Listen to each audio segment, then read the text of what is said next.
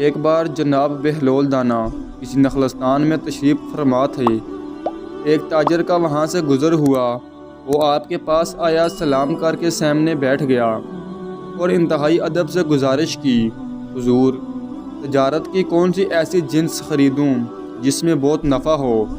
جناب بہلول دانا نے فرمایا، کالا کپڑا لے لو۔ تاجر نے شکریہ ادا کیا اور الٹے قدموں چلتا ہوا واپس چلا گیا۔ اس نے جا کر علاقے میں دستیاب تمام سیاہ کپڑا خرید لیا۔ کچھ ہی دنوں بعد شہر کا رئیس انتقال کر گیا۔ باطمی لباس کے لیے سارا شہر سیاہ کپڑے کی تلاش میں نکل کھڑا ہوا۔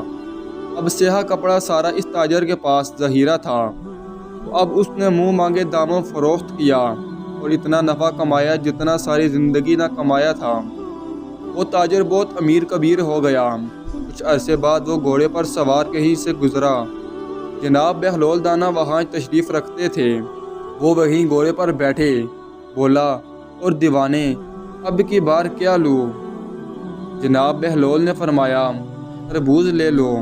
وہ بھاگا گیا اور ساری دولت سے پورے ملک سے تربوز خرید لیے۔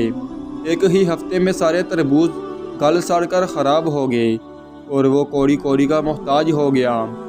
اسی خستہ حالی میں گھومتے پھرتے اس کی ملاقات جناب بہلول دانا سے ہو گئی، تو اس نے کہا کہ آپ نے میرے ساتھ کیا کیا؟ تو جناب بہلول نے فرمایا، یہ میں نے نہیں، تیرے لہجوں اور لفظوں نے سب کیا ہے۔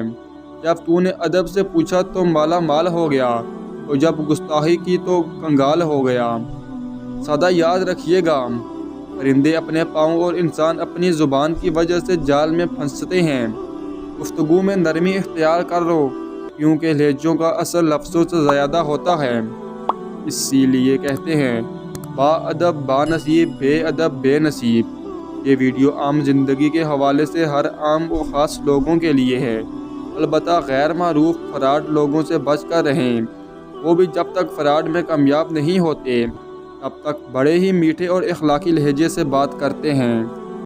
ویڈیو اچھی لگے تو ویڈیو کو لائک کیجیے، شیئر کیجیے اور چینل کو سبسکرائب کرنے کے ساتھ کمنٹس باکس میں اپنی رائے کا اظہار ضرور کیجیے تاکہ مزید اچھی ویڈیوز آپ تک پہنچ سکیں۔ بہت شکریہ۔ اللہ حافظ۔